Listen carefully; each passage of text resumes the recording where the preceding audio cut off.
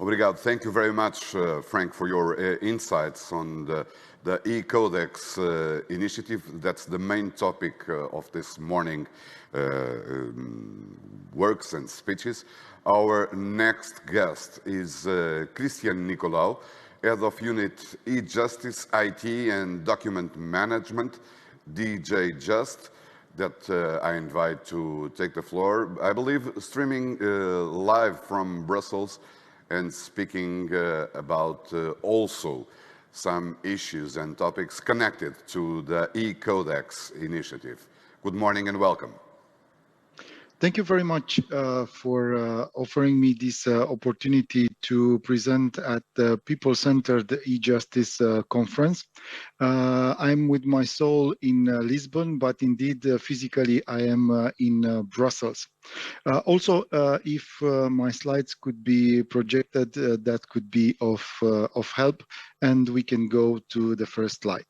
So the Commission became involved in digitalization of justice, the European eJustice, more than a decade ago, and the European eJustice portal is online to prove it. Today, in a number of member states, judicial proceedings are already partially or completely paperless. For example, court staff, prosecutors, lawyer, investigative and law enforcement authorities could exchange evidence, documents and information digitally, however, in a limited manner. Parties to the proceeding, lawyers, experts, interpreters, can attend court hearings remotely by video conferencing with a lot of administrative hassle. Citizens and businesses can benefit from online access to public and their own data, initiate proceedings and communicate with public and judicial authorities entirely online. There is no doubt that digital solution will make justice more accessible, more efficient, and bring it closer to the needs of both practitioners and citizens. Most of the speakers in this conference not only are calling for it. That means a lot of work remains ahead of us. Next slide, please. The communication on digitalization of justice, adopted by the Commission in December last year, sets out the strategic vision on how to advance the digitalization of justice, both at national and at EU level. It proposes a toolbox of different measures which aim to improve access to justice and the effectiveness of justice systems through better use of digital technologies in full respect of fundamental rights and of the distributions of competencies between EU and the national member states. Alongside the communication, the Commission also presented a mapping of the state of play of digitalization of justice in all EU member states. While in almost all of them digital solutions are already used, the reality is that the landscape remains very fragmented. Even in the best performing countries, there are many opportunities to improve the working of judicial authorities or to develop and revamp existing digital public services. You may be familiar with the eUjustice scoreboard, which provides comparable data on the independence, quality, and efficiency of national justice systems. As of the 2021 edition of the scoreboard, we will enhance it with metrics on digitalization of justice that would allow us to more efficiently monitor progress on a continuous basis. As you know, the European Union has strictly defined competencies when it comes to its areas of possible intervention. While the Commission does not intervene in the organization of our member states' justice systems, we have several instruments at our disposal to support reforms on the road to digitalization. Next slide, please. One important tool is the EU financial support. The communication takes stock of the major funding sources member states could leverage to support modernization and digital reforms. Yesterday, Commissioner Reynders noted the key role of the Recovery and Resilience Facility, which is the EU's main instrument for recovering and bouncing back from the pandemic crisis we are still facing today. I'm happy to note that digitalization of justice initiatives feature prominently in a number of national draft plans member states have prepared under the Recovery and Resilience Facility. The deadline for submission of all plans is 30th of April, and I would like to congratulate the Portuguese presidency, which has set an excellent example. Portugal was the first member state to submit their plan to the Commission. Next slide, please. Like many other sectors, the pandemic had an adverse impact on member states' justice systems, and EU citizens and businesses suffered from delays to access to justice. This fueled the debate on digitalization of justice in the EU. There is broad political consensus and also operational one on the need for tangible progress.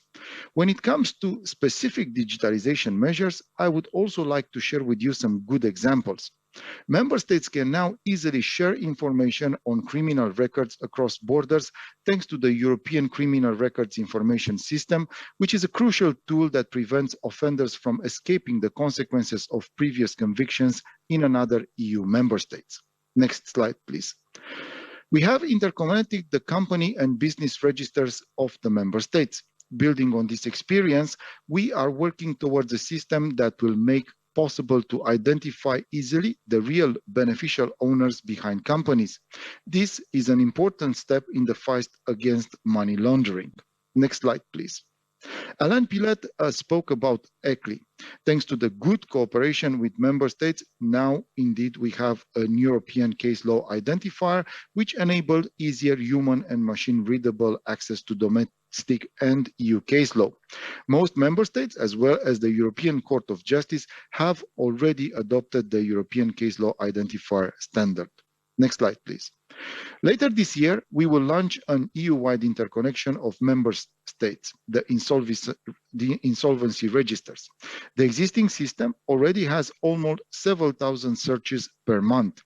To the new one, we have 11 states that are already connected, but by the end of the year, we will have all 27 EU member states. Next slide, please.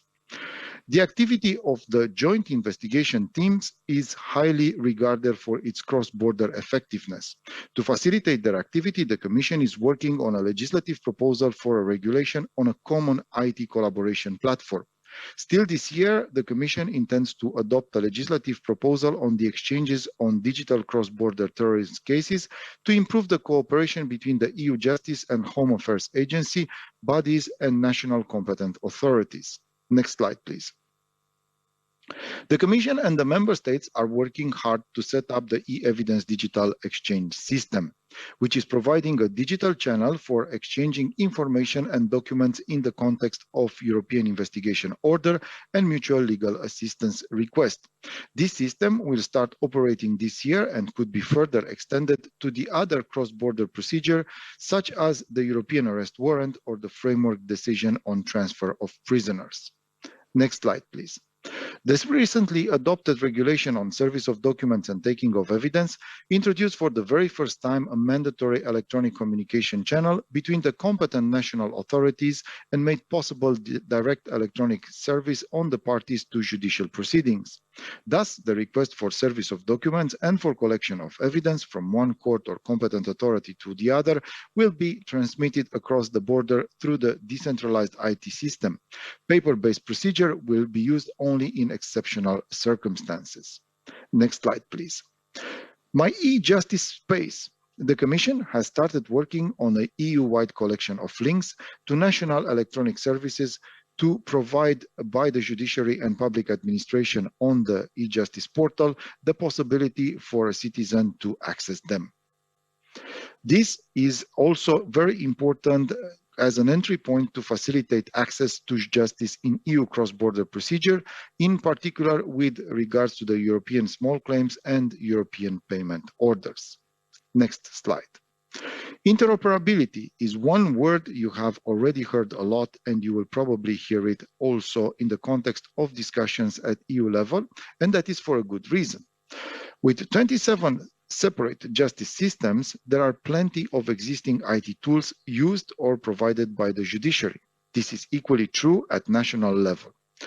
This heterogeneous design makes them hardly interoperable. Thanks to good collaboration between member states and the Commission, we now have the new important tool that is called eCodex. Next slide, please. Concerning EU law, one of our flagship initiatives for this year is on digitalization in cross-border judicial cooperation, with which we aim to making this type of communication digital by default in both civil and criminal matters. On a very practical note, please also allow me to say a few words on the use of artificial intelligence in the justice sector.